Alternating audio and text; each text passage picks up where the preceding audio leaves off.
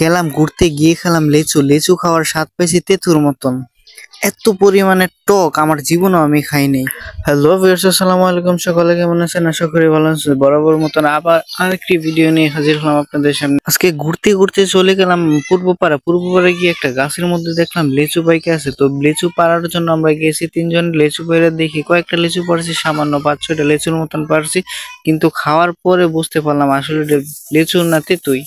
মানে এত পরিমাণে টক একটা লিচু হতে পারে আর কোনোদিন আমি এরকম লিচু খাই নাই। তো গাছের মধ্যে দেখতে দেখা যায় মানে অনেক সুন্দর দেখতে দেখা যাইতেছে, লাল হইয়া পাইকে আছে, কিন্তু খাওয়ার পরে বোঝা গেছে এত টক। যাই হোক, লিচুগুলা খেয়ে আমরা গেলাম আবার আম খেতে। তো আম গাছে উঠছে, আম গাছে উঠার পরে মানে আমগুলা দেখে নিচে থেকে বোঝা যাইতেছে যে আমগুলা টক হইব। তারপরে উঠছে সন্দেহ যেন খাইয়া দেখি মিষ্টি কিনা। তো আম গাছে উঠছে, আমি লিচু খাইতেছি।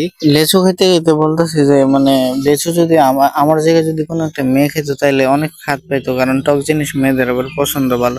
বাড়ির দিক রওনা দিতে দিতে সামনে একজনের সাথে দেখা গেল। তো ভিডিওটা না নিয়ে পারিনি।